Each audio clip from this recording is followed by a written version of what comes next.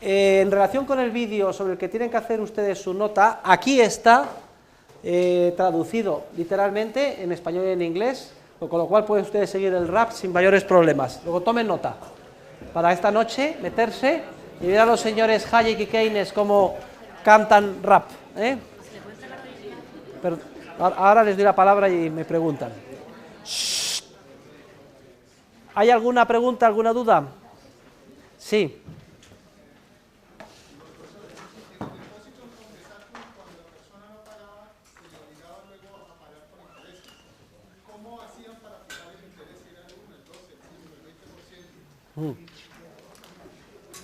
El interés iba como una sanción y lo tenían previamente establecido en el contrato.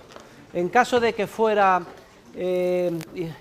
un depositario fraudulento y no nos devuelva el depósito, tendrá que pagar como sanción tanto por ciento. Pero era mentira, porque no era un depósito, en realidad era un préstamo. ¿Más preguntas? Hubo una pregunta de una señorita, de usted, ayer, muy importante, que preguntaba que qué era la inflación. Tomen nota. ¿Qué es la inflación? Sobre todo para aquellos de ustedes que es el primer curso que tienen de economía. La inflación es un cambio, es una mutación por el lado monetario de la economía, es decir, que tiene su origen en el dinero. El dinero es todo medio de intercambio común y generalmente aceptado. Esa es la definición científica de dinero. Entonces se llama inflación a un cambio, a una mutación que consiste en que o bien aumenta la cantidad de dinero, lo que se llama la oferta monetaria, porque se descubre una mina nueva en la época del patrón oro, o porque el Banco Central imprime más billetes, o hay un proceso de expansión crediticia, o se financia el déficit público simplemente imprimiendo dinero. Un aumento bien de la oferta monetaria o bien una disminución de la demanda de dinero. De pronto la gente decide tener menos saldos de tesorería en su bolsillo y desprenderse, reducirlos a la mitad, desprenderse de la otra mitad, y con eso se produce un aumento de oferta, ¿eh? Entonces, el efecto que tiene el incremento de la oferta de dinero, por favor, cállense, todos, no quiero ningún murmullo. El efecto que tiene el aumento de la oferta de dinero es muy sencillo, es el mismo efecto que tiene cualquier aumento de oferta de un bien. A igualdad de circunstancias, si hay una buenísima cosecha de patatas, ¿qué creen ustedes que pasará con el precio de las patatas? ¿Tenderá a subir o a bajar? A bajar. Entonces, lo mismo pasa con el dinero. Si hay un crecimiento de la oferta de dinero, lo que llamamos en términos científicos inflación, el precio del dinero tiende a bajar. Y el precio del dinero es lo que se puede comprar con él, es lo que se llama su capacidad adquisitiva, poder adquisitivo. Y que el poder adquisitivo de la unidad monetaria baje significa que tenemos que pagar más unidades para adquirir los mismos bienes y servicios. En pocas palabras, que los precios en términos de unidades monetarias tienden a subir. Y a nivel popular es a este efecto de la inflación a lo que se suele llamar inflación. Todo el mundo, inflación, piensa crecimiento de los precios. En realidad no es que los precios suban, es que el poder adquisitivo de la unidad monetaria se reduce porque hay un aumento de la oferta de dinero. Y al contrario pasa con la deflación. Si quieren ustedes, la deflación es toda disminución de la cantidad de dinero en circulación o aumento de la demanda de dinero que tiende a igualdad de circunstancias a hacer que los precios en vez de subir bajen. Es decir, si hay menos dinero, el precio del dinero sube, la capacidad adquisitiva del dinero sube y por tanto con menos unidades podemos comprar las mismas cosas. Lo que notamos en el caso de deflación es una bajada de los precios en unidades monetarias. No es que los precios bajen, es que el poder adquisitivo de la unidad monetaria crece, por decirlo de alguna manera. Muy bien, pues hoy vamos a dar un salto, ustedes sigan con las lecturas según lo establecido en el programa. No se preocupen porque no entiendan, está todo previsto.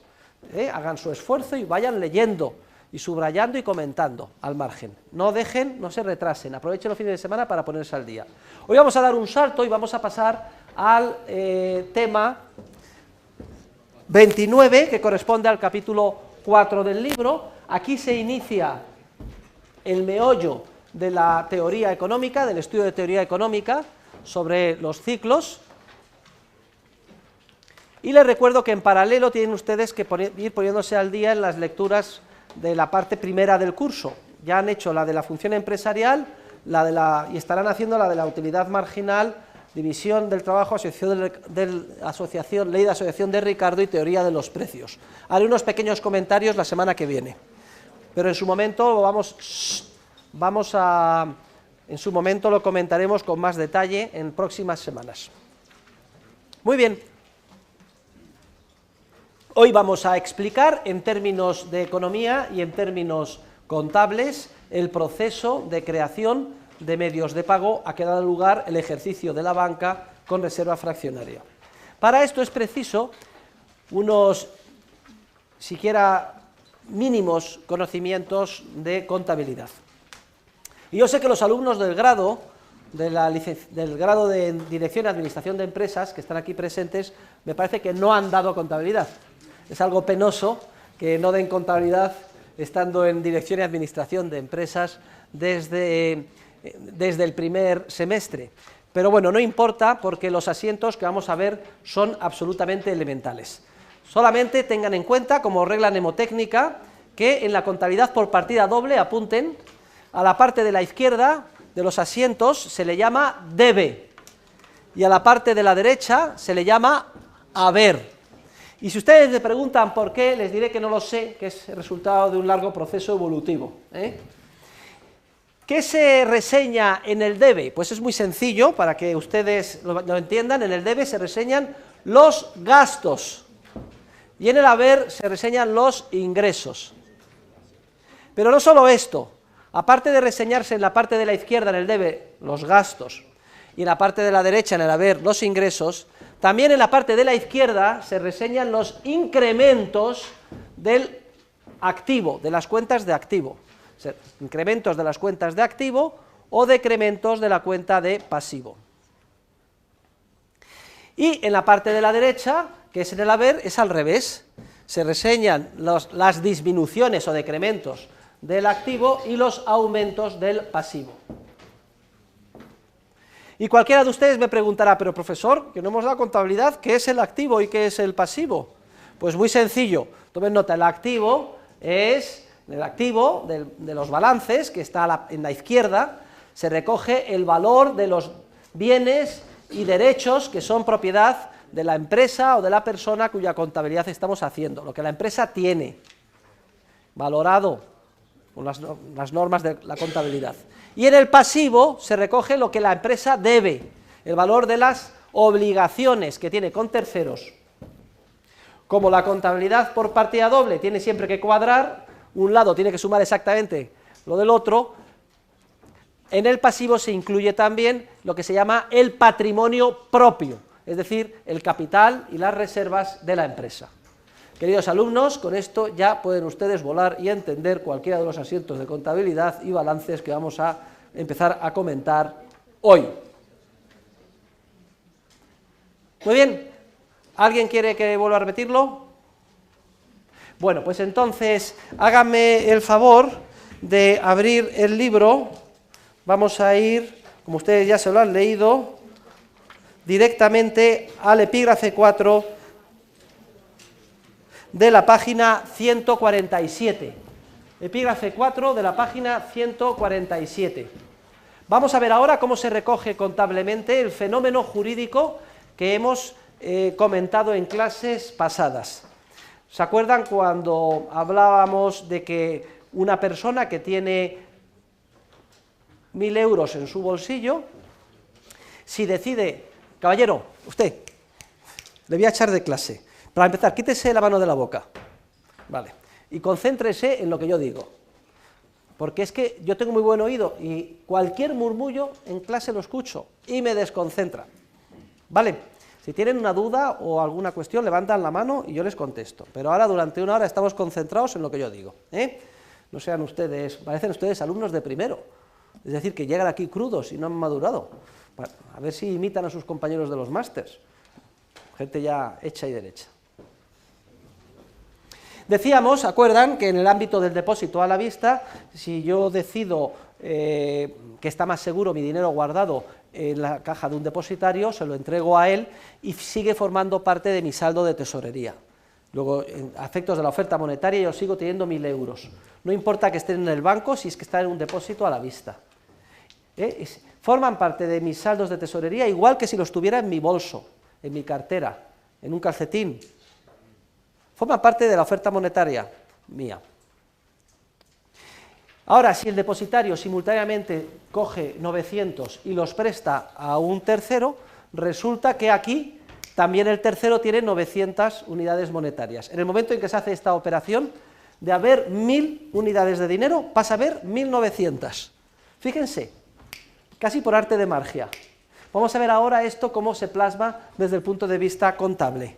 Y para ello vamos a la página 149. Vamos a empezar por el sistema contable europeo continental. Ahora les explicaré en qué consiste, una pequeña diferencia de detalle, el sistema contable anglosajón. Y abajo tienen ustedes el asiento número 10. Venga, todos conmigo para que los alumnos que por primera vez ven un asiento del diario no se asusten. Parte de la izquierda han visto que se le llama D, ¿lo ven? Debe, ¿lo ven todos? Debe, venga. A la parte de la derecha, haber. ¿De acuerdo? Pues en el momento en que una persona decide depositar 1.000.000 de euros en el banco A hace el siguiente asiento. Entran en su caja y por tanto tienen en su activo 1.000.000 de euros que están en el debe. Y el colateral, la contrapartida, porque la contabilidad de partida doble, por eso se llama partida doble, siempre tienen que sumar lo mismo ambos lados, es el depósito a la vista, que el banco lo pone en el pasivo porque lo reconoce como si fuera una deuda que tuviera con el señor X que ha efectuado el depósito. Bien, hasta aquí no hay ningún problema. El problema surge cuando el banco A pasa en la página 150. Dice, bueno, este dinero está aquí ocioso, no cumple ninguna función, ¿por qué no lo dedico a mis negocios particulares? ¿Por qué no se lo presto, por ejemplo, al señor Z? Entonces coge, supongamos que el 90%, 900.000 unidades monetarias de su caja y se la presta a la empresa Z. En ese momento el asiento es el que vemos. Ven ustedes en la parte de la derecha, caja 900.000. Hemos dicho que en el haber se recogen los ingresos, pero también se recogen los aumentos de obligaciones o las disminuciones del activo. Este es el caso. Caja disminuye en 900.000 unidades monetarias y por eso está en la parte de la derecha. Y el colateral en la izquierda es que recoge el banco en su activo que la empresa Z le debe 900.000 unidades monetarias. Por eso el segundo asiento es 900.000, préstamo a Z, a caja 900.000. Y entonces a mí me gustaría que todo este párrafo grande que tienen ustedes debajo en la página 150 lo subrayen, lo enmarquen en rojo, porque es de extraordinaria importancia. Vamos a comentarlo juntos entre todos. Fíjense ustedes lo que decimos. Decimos que en el momento en que se produce la apropiación del dinero por parte del banquero y este se presta a Z, se verifica un hecho económico trascendental. Y es que en ese momento se ha producido una creación ex nihilo, de la nada, de 900.000 unidades monetarias.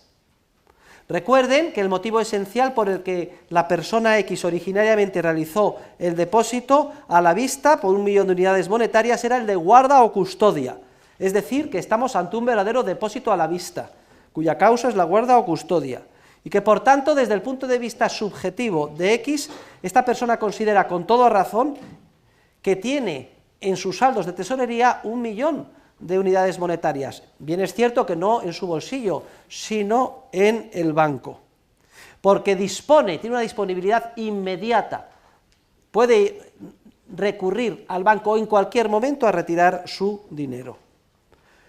Luego, esa persona, repito, conserva el 1.000.000 de unidades monetarias de tesorería o de dinero que tenía antes como si estuvieran en su poder, puesto que de acuerdo con el contrato realizado, que es un depósito a la vista, goza de una absoluta disponibilidad de esas unidades monetarias. Luego, no hay ninguna duda que desde el punto de vista económico, el 1.000.000 de unidades monetarias depositado por el señor X en el banco forma parte de los saldos de tesorería de X y de la oferta monetaria. Ahora, simultáneamente, fíjense ustedes, cuando el banco se apropia del 90%, 900.000 unidades monetarias que tenía en su caja a disposición del señor X y las presta a un tercero, a Z, Z recibe 900.000 unidades monetarias y Z tiene en sus saldos de tesorería 900.000 unidades monetarias que recibe en forma de préstamo. Entonces se genera de la nada una nueva capacidad de compra que se traslada a favor de Z, que obtiene el préstamo y recibe esas 900.000 unidades monetarias.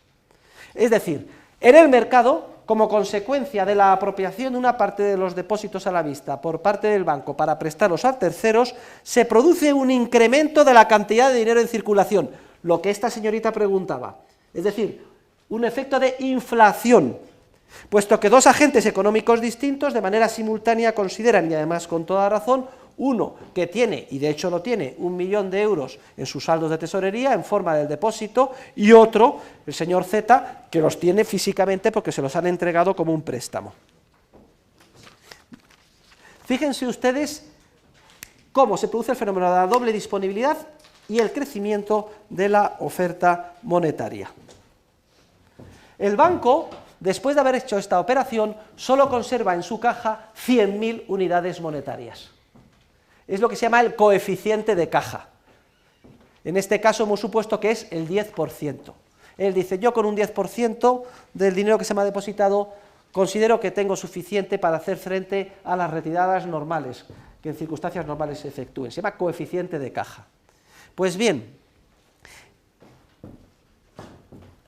a la parte de los depósitos que no está respaldada por dinero en efectivo en el banco, se le llama medio fiduciario.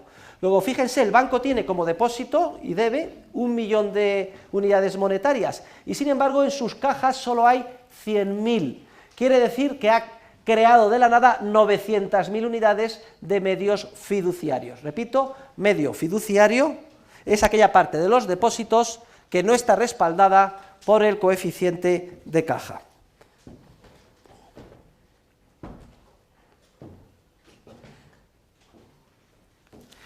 Hay otra terminología interesante que es la de los depósitos primarios y depósitos secundarios, que está en la página 152.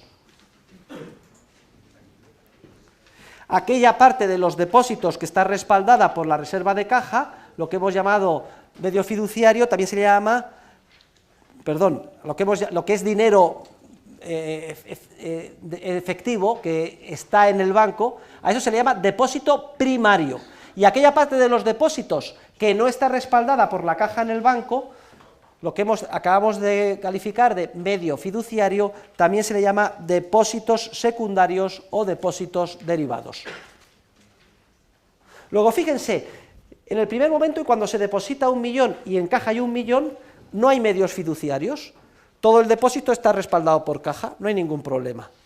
Cuando el banco presta 900.000, entonces la caja del banco se reduce a la décima parte. Como los depósitos siguen siendo 1 millón, resulta que de los depósitos originarios de 1 millón, primarios son 100.000, que tienen respaldo en caja en el banco, y secundarios o medios fiduciarios 900.000.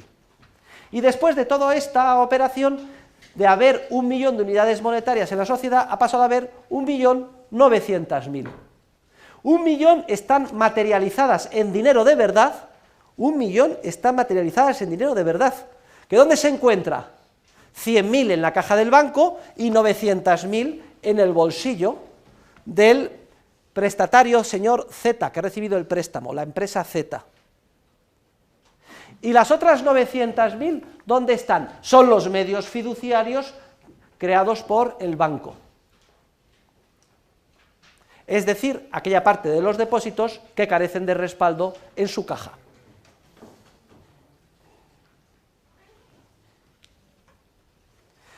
O expresado de otra manera, si consideráramos solo esta operación, diríamos, la oferta monetaria de la sociedad es 1.900.000 unidades monetarias, que están plasmadas en efectivo en 1 millón. Bien, es cierto que 100.000 en la caja del banco y 900.000 en el que ha pedido el préstamo. Y las otras 900.000 son un simple asiento contable que tiene el banco. porque como el banco solo se ha quedado con 100.000 y reconoce 1 millón como depósitos, ahí ha creado 900.000 unidades adicionales, que son los medios fiduciarios, un simple apunte contable.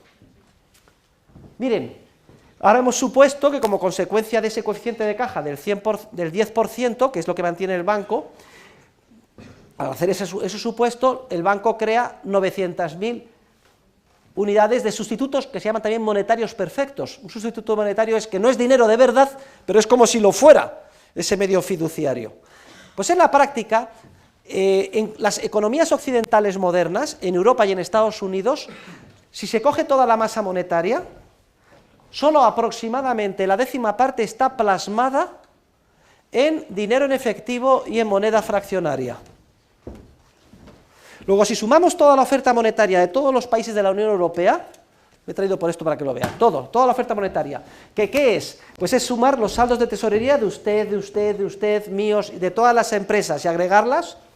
Solamente en torno a la 10ª parte está plasmado en billetes de banco y en moneda fraccionaria, no me distraigan, monedas de euro, con las céntimos de euros, etcétera.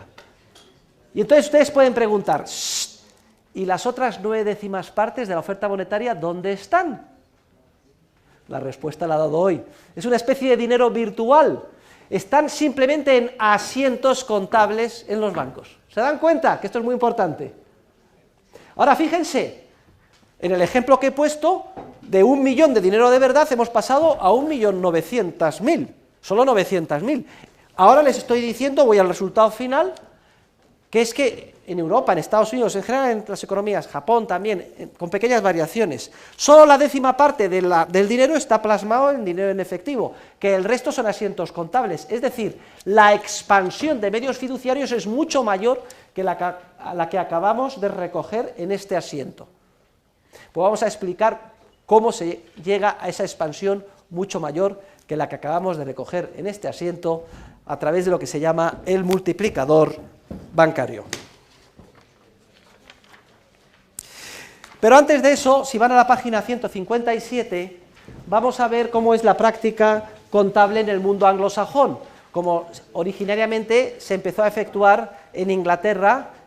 Por favor, silencio, caballero, cállese. Y por favor, no quiero llamarles más la atención, que se callen, que no tienen que hacer nada más que estar concentrados en lo que yo digo y mirarme a mí. Cualquier gana impetuosa de comentar algo, muérdanse la lengua hasta que les sangre. ¿De acuerdo? Venga, señorita, no distraiga al caballero.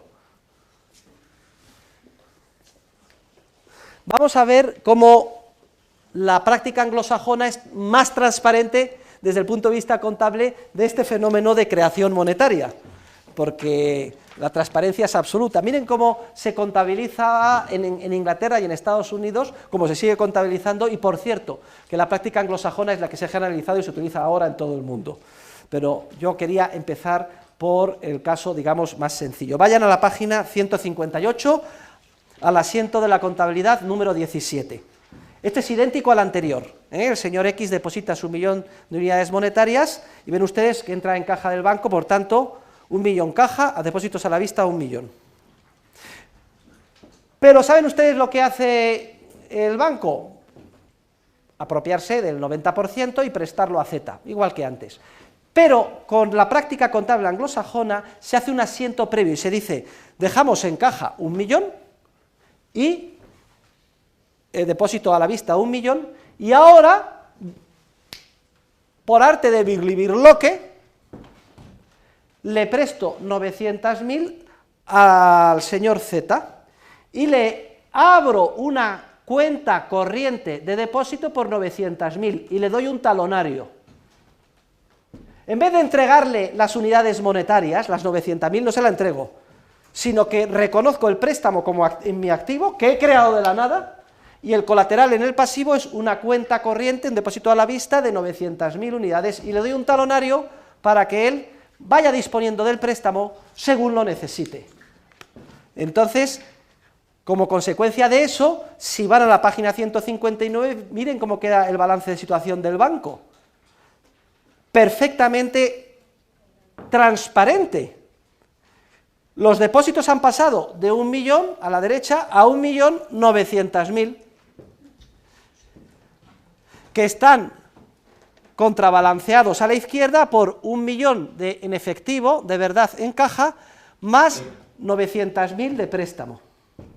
Solo si el que ha recibido el préstamo empieza a tirar del talonario hasta el límite de las 900.000 unidades que se le han prestado para pagar a sus proveedores, etcétera, irá saliendo de caja paulatinamente el dinero, hasta llegar exactamente a la misma situación que vimos con el sistema de contabilización continental. Mírenlo en la página 161, el balance 22, una vez que ya el prestatario que ha recibido las 900.000 ha tirado varios talones que totalizan 900.000 y se ha llevado el dinero del banco. Quedan en el banco en caja, en la página 161, nada más 100.000, préstamos 900.000, depósitos a la vista 1 millón. Pero lo importante es que, como hemos visto en el asiento previo 18 y en el balance 19, se reconoce la creación de la nada, de nuevo dinero o sustitutos monetarios perfectos en forma de medios fiduciarios, porque de 1 millón que había se pasa a 1.900.000 de total de depósitos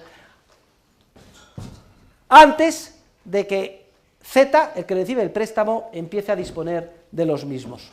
Y esto es en realidad, queridos alumnos, lo que hacen los bancos.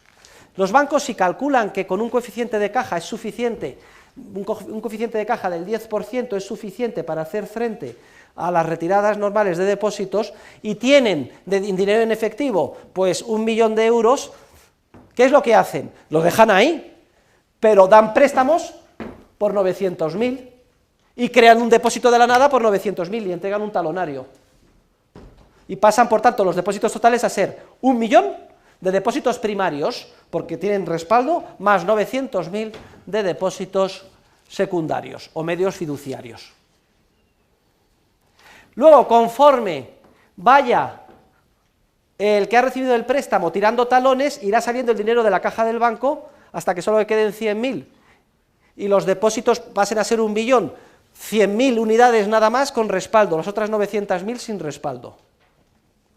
Pero el truco del almendruco, y aquí viene el truco del almendruco, es, ¿qué pasa cuando Z paga a otras personas los 900.000 euros? Pues que a lo mejor paga a un fontanero, a un trabajador, a un proveedor, etcétera, que a su vez lo meten en sus respectivos bancos. Y entonces vamos a ver ahora, de manera muy gráfica y muy sencilla, el fenómeno del multiplicador bancario.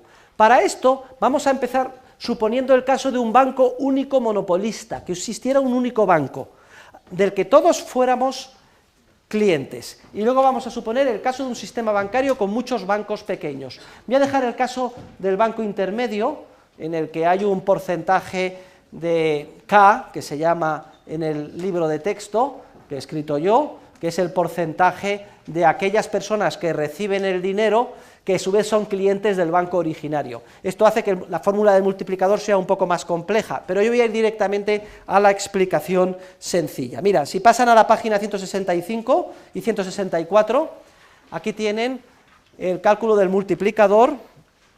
Cuando vean ustedes en la página 164, D y D1, que es los depósitos originarios, X, la expansión crediticia, C es el encaje o coeficiente de caja, estamos suponiendo en estos ejemplos que es el 10%, y K es la proporción de los préstamos concedidos que en cada momento y por término medio no disponen los prestatarios.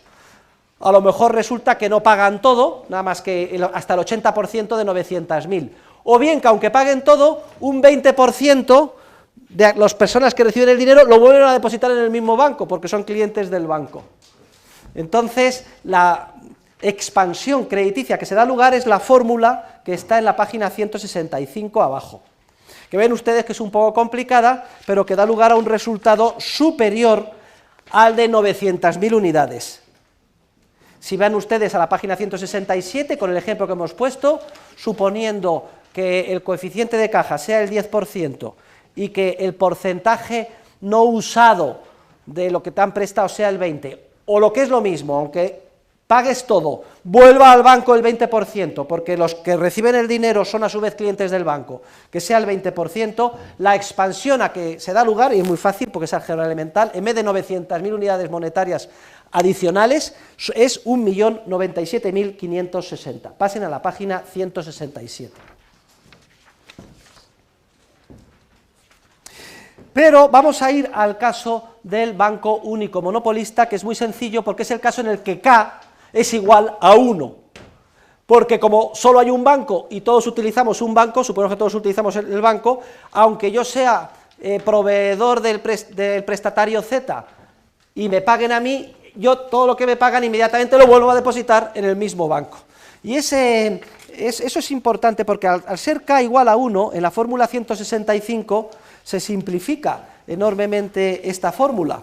Y vamos a ver qué sucede en el caso del banco único monopolista. Vayan a la página donde tenemos el caso del banco único monopolista, la página 172 y 173. Sobre todo la página 173, señores, que es la más clarita, y aquí vamos a suponer que solo hay un banco. Es como si en España solo existiera un banco. El Banco Santander, Central, Hispano, Bilbao, Vizcaya, Argentaria, Popular, Sabadell, etcétera, etcétera, etcétera, etcétera. A propósito, y como digresión, conforme el K es más alto, más capacidad tienen de expandir el crédito y hacer medios fiduciarios los bancos. Porque como K significa la cantidad de dinero que vuelva al propio banco, entonces puede a su vez eso que vuelve utilizarlo en un 90% para volver a prestar, y así sucesivamente. Esto explica la tendencia insoportable que existe en un sistema de banca con reserva fraccionaria entre los bancos privados para fusionarse. No piensen ustedes que es un simple capricho de ser más grandes o aparecer los primeros en un ranking, es que les interesa enormemente. El Banco Bilbao solo, Vizcaya solo, Argentaria solo, cada uno de ellos por separado pueden expandir mucho menos agregadamente que si se juntan los tres. Porque entonces las posibilidades de que cuando hacen expansión los que reciben el dinero sean también clientes del propio banco aumentan muchísimo. Y lo mismo pasa con Santander, Central, Hispano. Luego el ideal del banquero privado es ser monopolista, porque entonces no tiene ningún problema, porque sabe que todo lo que genere de la nada va a terminar volviendo al propio banco. Y si se da esta circunstancia, vamos a seguirla en la página 173, que vamos a ver todos de manera muy gráfica cómo se produce el proceso de expansión crediticia y de creación de dinero. Miren, hemos puesto, ven ustedes a la izquierda, los diferentes momentos, T1, T2, T3, T4, y así sucesivamente hacia abajo. Lo ven a la izquierda, ¿no? T1, T2, T3, y así todo el mundo lo ve, para ver, de acuerdo. Pues vamos a ver, momento T1, no hay ningún problema. Yo vengo con mi 1.000.000 de euros y lo deposito en el banco A, y el banco A hace el asiento que ya hemos visto, lo mete en su caja, 1.000.000 caja, A, depósitos a la vista, 1.000.000. En el momento T2, ¿qué hace el banco? Ya no vamos a hacer más disquisiciones, llevamos 3 capítulos viéndolo. Cae en la tentación, o bien legalmente porque ha obtenido ya el privilegio, coge 900.000 y lo presta. Entonces 900.000 préstamos a caja 900.000, salen de la caja del banco 900.000. Y Z paga a X personas las 900.000 euros. Pero como solo hay un banco, el A, monopolista, todos los que reciben las 900.000 lo vuelven a depositar en el banco A, y eso es lo que pasa en el momento T3. Vean en el momento T3, vuelven las 900.000 a caja y depósitos a la vista recibidos de A 900.000. El banco dice, ¿qué voy a hacer yo con 900.000? Me voy a apropiar del 90% de 900.000, dejando un 10%, 90.000 en caja, y voy a prestar el resto, 810.000. Ahí tiene el asiento, 810.000, préstamo a otra empresa V que salen de caja las 810.000, cuando se efectúan los correspondientes pagos. Pero como solo hay un banco, todos los que reciben de V 810.000 unidades en forma de pagos, ¿qué es lo que hacen? Lo vuelven a depositar en el banco A, y ese es el momento T5. Vuelven a entrar en caja, 810.000 en caja, depósitos a la vista, 810.000. ¿Y para qué van a estar ociosos 810.000? Dice el banquero, me voy a apropiar del 90%, 729.000, lo presto, salen de caja, y cuando reciben las 729.000 los proveedores de la empresa ahí, lo vuelven a depositar en el banco, y así sucesivamente. ¿Y saben ustedes lo que pasa como consecuencia de todo esto? Que los depósitos que tiene el banco monopolista son 1 millón originariamente, más 810.000 en la segunda vuelta, más 720.000, 29.000 en la tercera, y así sucesivamente. Tienen ustedes abajo la fórmula 8, que es la suma de los términos de una serie que crece en progresión geométrica con razón exactamente igual a 1 menos el coeficiente de caja. Y se puede demostrar clarísimamente que el resultado es que si el Banco Único Monopolista mantiene un coeficiente de caja del 10%, el coeficiente de caja es el 0,10%, puede multiplicar la oferta monetaria por 10 veces. Esta es la fórmula más sencilla y universal del multiplicador bancario. Los depósitos partidos por el coeficiente de caja. En nuestro ejemplo, 1 millón de euros o de unidades monetarias partido por 0,10 y por tanto 10 millones. Y esa es la fórmula 14 de la página 174 que les ruego a todos ustedes que pongan en un gran recuerdo. Y esta es la fórmula más simplificada del multiplicador bancario, que ya fue intuida por un economista inglés, Alfred Marshall, en 1887.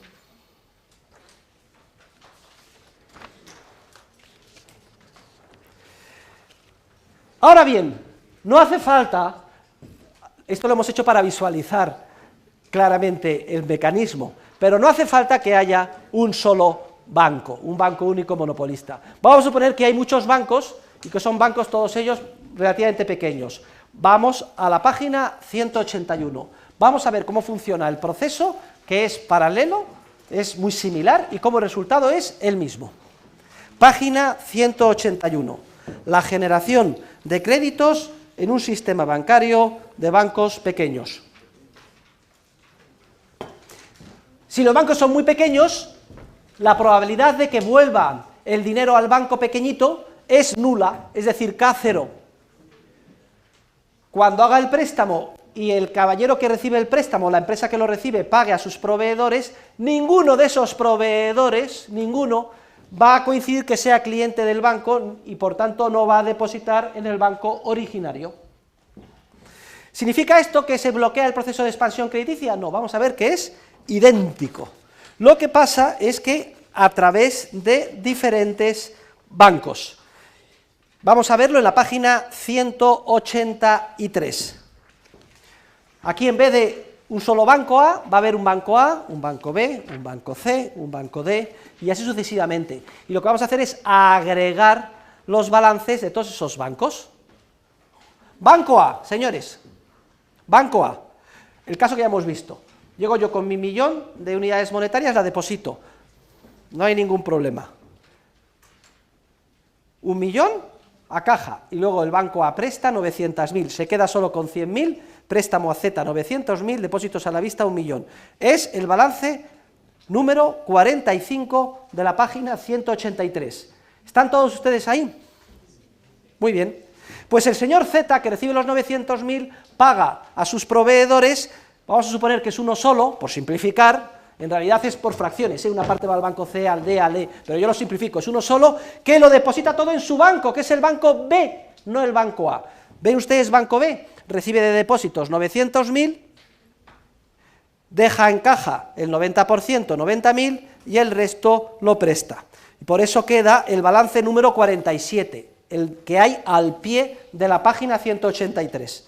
En el banco B, distinto del A, quedan caja 90.000, préstamos a V 810, depósitos a la vista 900. Y los señores que reciben las 810.000 unidades de V, o el señor que las recibe de V, las deposita en su banco, que es el banco C, página siguiente. Y el banco C recibe 810.000 unidades monetarias, se queda con 81.000, el 10%, y presta 729, que es el balance 49. Y las 729 terminan en el bolsillo del otro señor, el señor T, que deposita el dinero en su banco, otro banco distinto, el banco D, que recibe 729.000, se queda con el 10% en caja, 72.900, y presta el resto, 656.100, el balance 51 abajo del todo. Y así sucesivamente. Pues bien, puede demostrarse que si sumamos los depósitos del banco A, van los que son 1.000.000, van los depósitos del banco B, 900.000, van los del C, 810.000, van los del D, 729.000, y así sucesivamente, es la misma suma de los términos de una progresión geométrica que tiene como razón 1 menos C, y que el multiplicador es exactamente el que se establece en la fórmula 27. ¿Ven la fórmula 27? Pongan todos un recuadro, al final, ¿qué es? D menos C. Luego, la regla mnemotécnica, alumnos, es sencillísima. A ver, entre nosotros, si el coeficiente es el 10%, 0,1, ¿por cuánto se multiplican los depósitos de la nada? Por 10, 1 dividido entre 0,10. Si el coeficiente es el 5%, solo se mantiene el 5%, 0,05, ¿por cuánto se multiplica? Por 20. Y si el coeficiente es el 20%, 1 partido por 0,20 se multiplica por 5. Vale.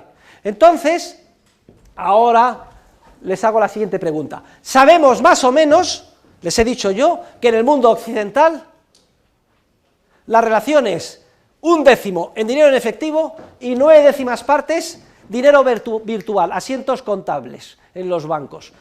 Luego, si es 1/10 y 9/10, podemos pensar que el coeficiente de caja es del 10%. ¿Es el 10% el coeficiente de caja? En la Unión Europea, tomen nota, el coeficiente de caja establecido en los acuerdos de Maastricht es del 2%, 0,02. Pues cualquiera de ustedes levantará la mano protestando y dirá: profesor, todo lo que ha dicho usted es mentira, porque si fuera del 0,02%, 1 dividido entre 0,02, la capacidad de expandir de la nada sustitutos monetarios perfectos o medios fiduciarios no plasmados en el dinero en efectivo en caja es 1 dividido entre 0,02, 50 veces, y no 10, como más o menos dice usted que pasa en la realidad. ¿A qué se debe esto? Pues esto se debe, queridos alumnos, a una serie de complicaciones adicionales, pero la más importante de esas complicaciones es la que tiene en la página 192, vayan todos a la página 192. Y es que, queridos alumnos, hemos supuesto hasta ahora una economía bancarizada al 100%, en la que todo el mundo utiliza banco y además todos sus saldos en el banco, y eso no es así. Hay una parte muy importante de la economía que efectúa sus transacciones en efectivo. Hay una parte significativa de economía sumergida,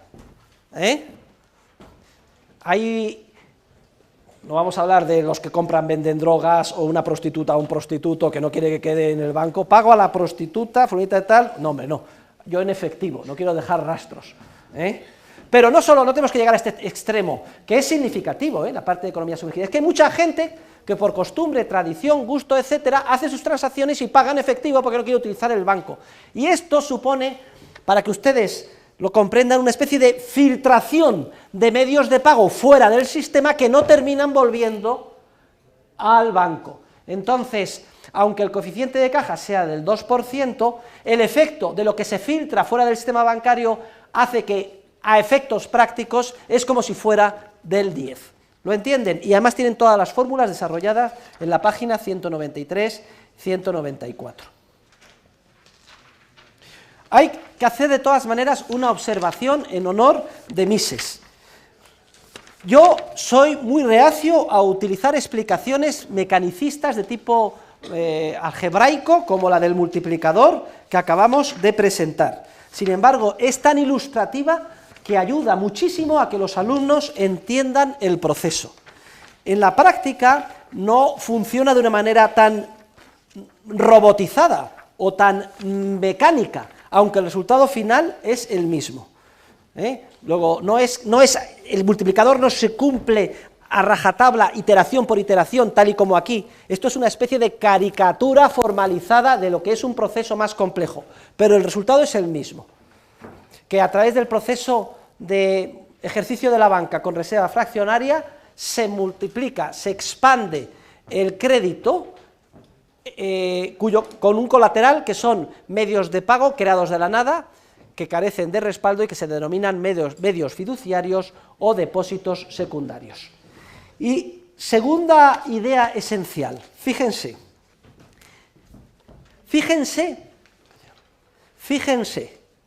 en el contrato de préstamo, cuando de verdad hay un préstamo, alguien se aprieta el cinturón, se sacrifica, pierde la disponibilidad de su dinero inmediato y se lo da a un tercero. A esto se le llama ahorro.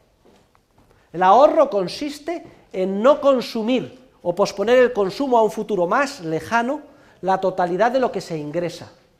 Y entonces yo renuncio a tener esas disponibilidades ahora y a consumirlas ahora y las pospongo para un futuro más lejano. ¿Cómo?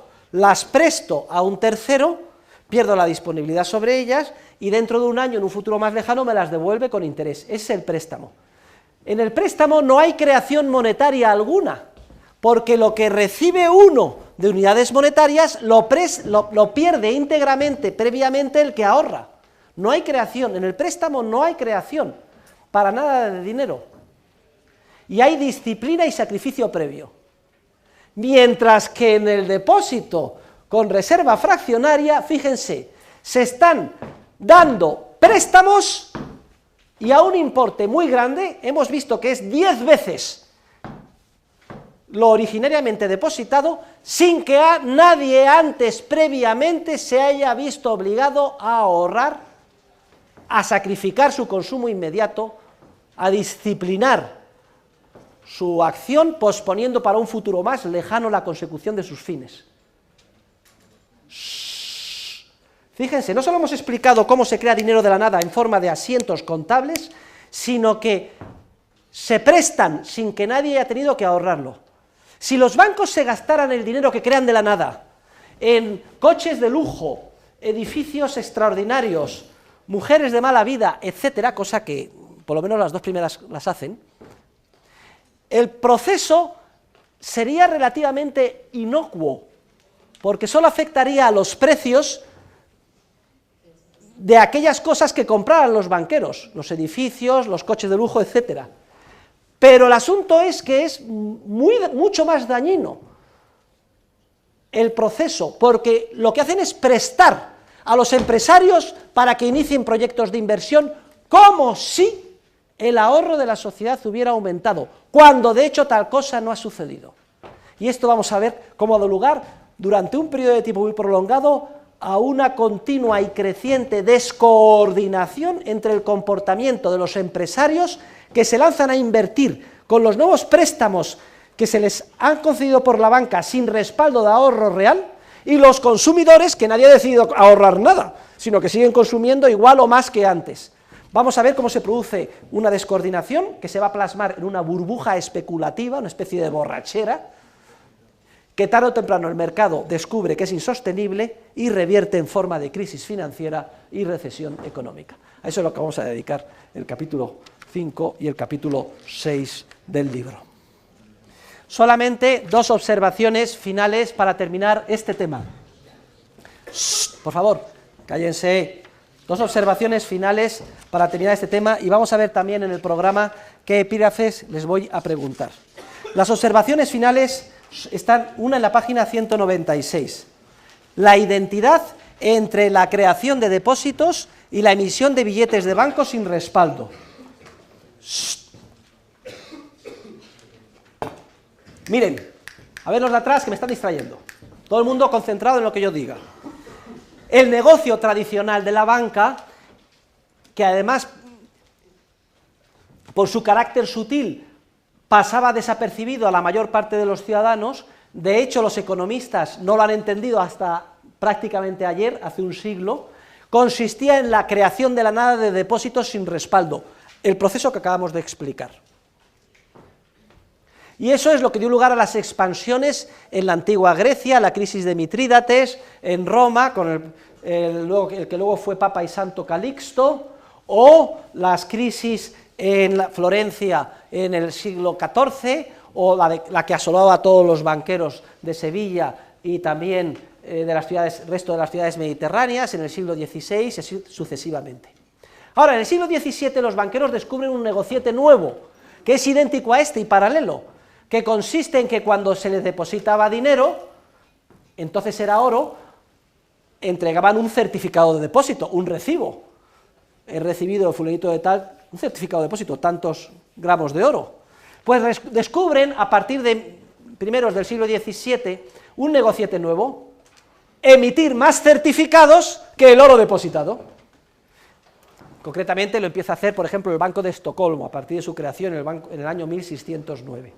Y esto sí que es más visual, ¿eh? Desde el punto de vista económico, se demuestra en el libro que es idéntica la emisión de depósitos sin respaldo a la emisión de billetes sin respaldo. Son exactamente los mismos asientos.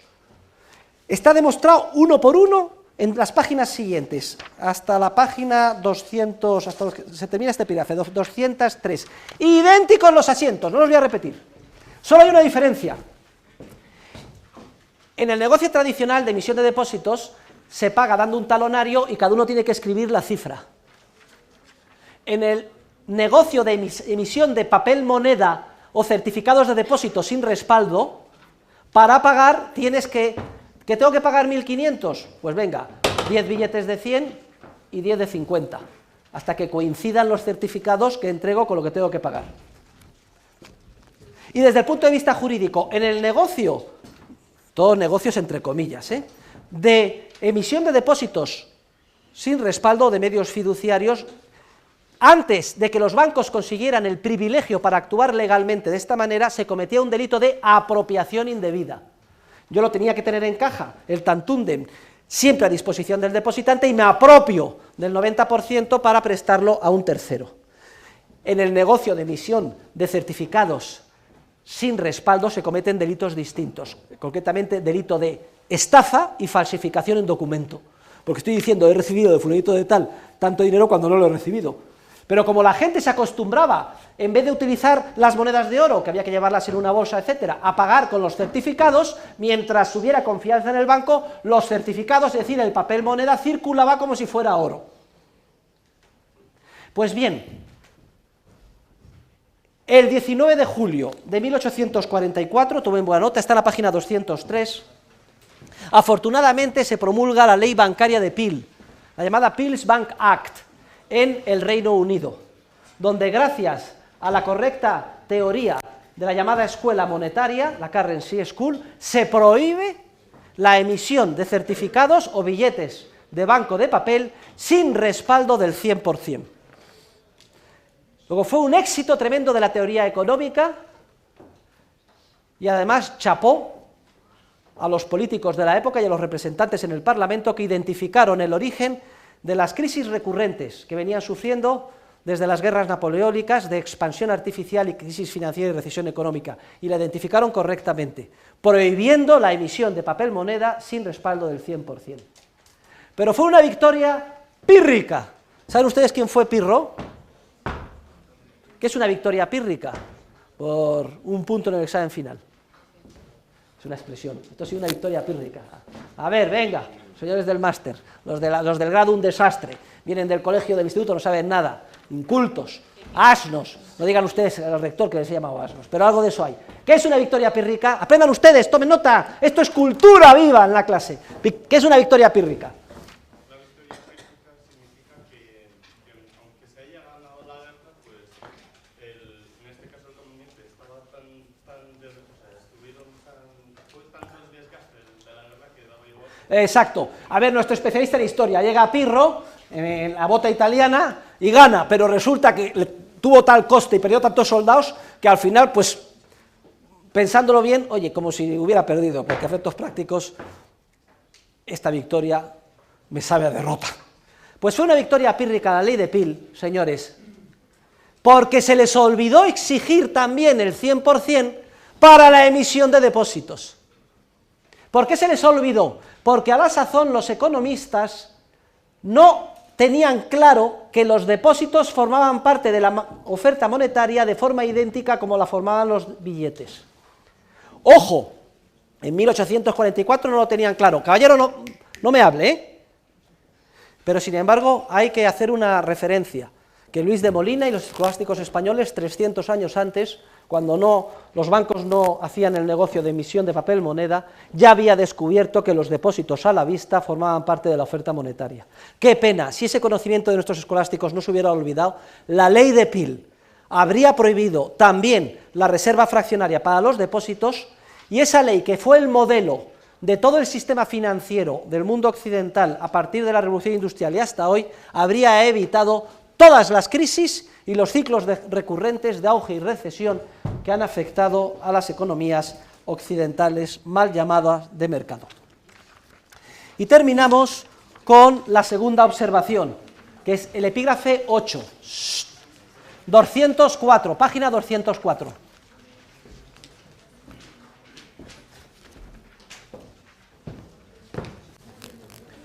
A ver, por favor, silencio, mientras estén todos callados y mirándome, no lo explico. Ya. No acabamos de explicar, ilustrar, seguir en el libro contablemente, que el sistema bancario con reserva fraccionaria permite la expansión de medios de pago como si fuera un acordeón. Un acordeón, ¿sabes lo que es un acordeón? Un acordeón. Pues miren, con la misma facilidad que se expande, si se da una serie de condiciones, se contrae. Y ese es el proceso de expansión crediticia. Esa contracción se verifica, vamos a verlo juntos en la página 204, cuando se dan uno, varios o una conjunción de todos estos fenómenos. A.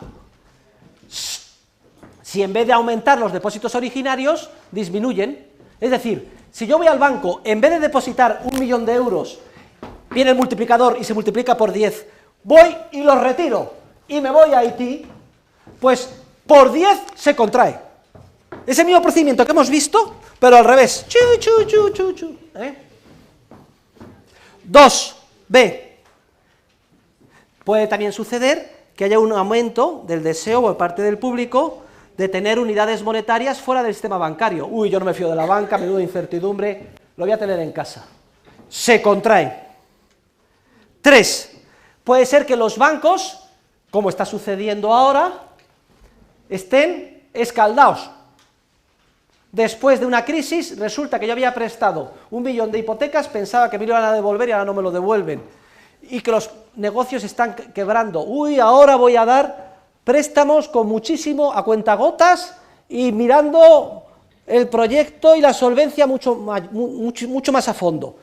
Entonces, los bancos empiezan a prestar menos de lo que se les deposita, no cogen el 90% de lo prestan, sino que prestan menos. Contracción.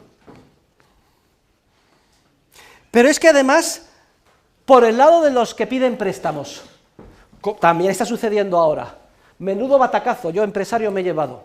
Toda la ilusión que había puesto en mi promoción inmobiliaria me ha costado la hijuela, por poco suspendo pagos. Malamente he podido responder a los proveedores y volver al banco, pero me he quedado con lo opuesto. La verdad es que estoy desmoralizado, voy a ver al psiquiatra todas las semanas y estoy tomando todo tipo de pastillas. Que alguien me diga a mí de meterme en otro negocio.